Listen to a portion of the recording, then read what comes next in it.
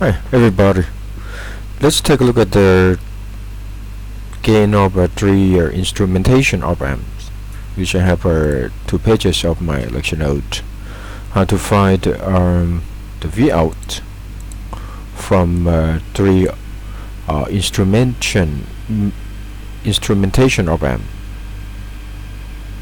and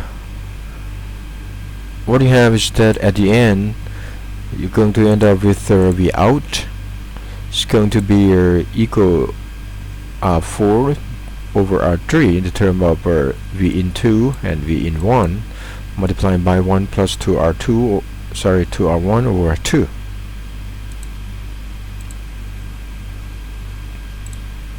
Okay, what you have here is that you have 3 op amps. 2 of these going to work as the same, just like the regular op amp, to give you the output gain. It's working, surprisingly, it's going to work just like our non-inverting and inverting op amps. But for this one, you know exactly that's when you have our VO1 is coming into the V input negative of the A3 op amp, and then your VO2 come to the V positive of the A3 op amp. This guy is going to work like a differential op amp. Okay, we will go through that soon. Now take a look at the A1. What happened is that you connect the circuit. You consider the V1, right? Because the V1 is as the V input positive of the A1, and you expect output to be VO1.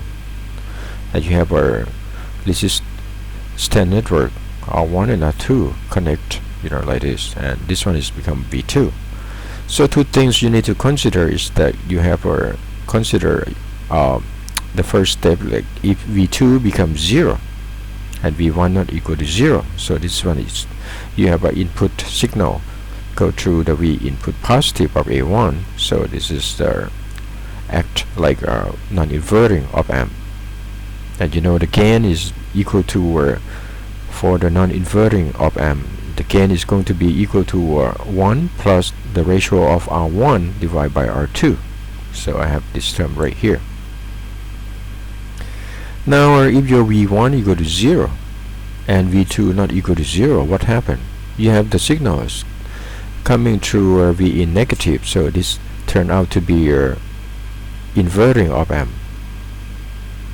That means you have the phase difference to be your 180 degree, so you have the gain to be your negative sign of the ratio of R1 divided by R2. So this is give you V out 1 2 from A1, and to find V out 1, you just need to add them together because they have 2 situations exist. So VO1 equal to VO11 plus VO12. 1 is come from non-inverting and 1 is come from inverting situation.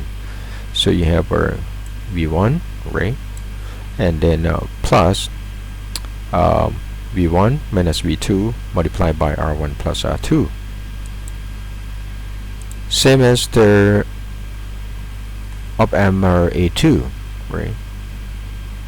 But you just work out this input of A2 is become V2, and you have the network also connect to the V input negative, so it's exactly the same thing. You just need to change this one to be your V2 and this one to be V1. So they have 2 situations as well, which is the one is what? When V2 not equal to 0. Let's put this one as V2 and let's put this one as V1, and V1 equal to 0. So you have input signal get into V positive input of op amp. So this gives you a non-inverting, right? And the gain is going to be 1 plus R1 plus R2. And the second situation is that when V2 equal to 0, V1 not equal to 0. So this is acting like an inverting op amp. and the gain it become a negative R1 over R2. So you get a V out from op amp 2 equal to V2 plus V2 minus V1 multiplied by R1 plus R2, similar to the output from the op amp 1. So you already understand about the first stage of your op amp, right? Now take a look at the second one, which is the differential amp.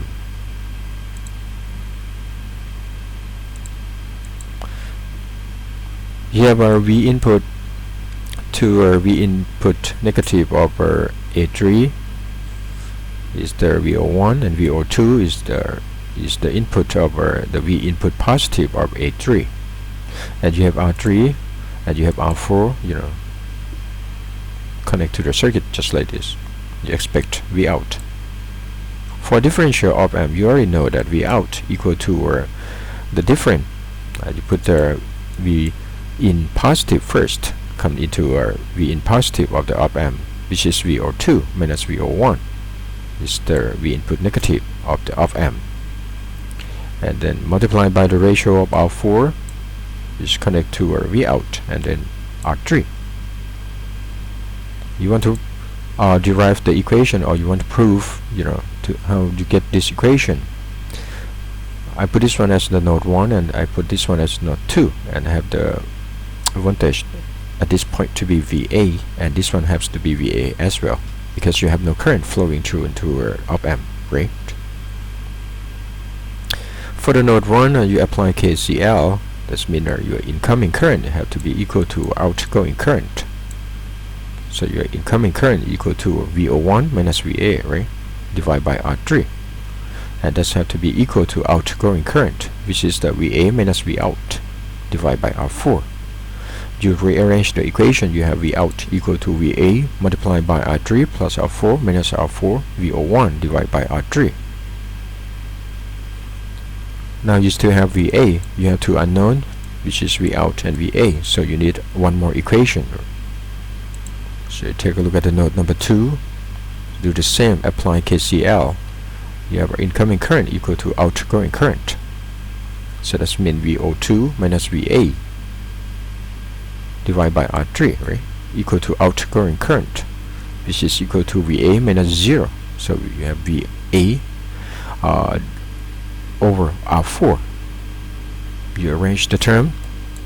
You have VA equal to VO2 R4 divided by R3 plus R4, and you just plug in VA into equation number 1 to find the V out. So you have VA, this term, and you have R3 plus R4, and you have minus R4 VO1, and you divide by R3. So that one cancel out. You have VO2 R4 minus R4 VO1 divided by R3. You rearrange the term, you find V out and become VO1 minus VO2 minus VO1, and then multiply by R4 over R3, same as what I have right here. Now since you already worked out for VO1 and VO2 in the term of input, right? V2 and V1, so you simply just plug it in. This is my V2,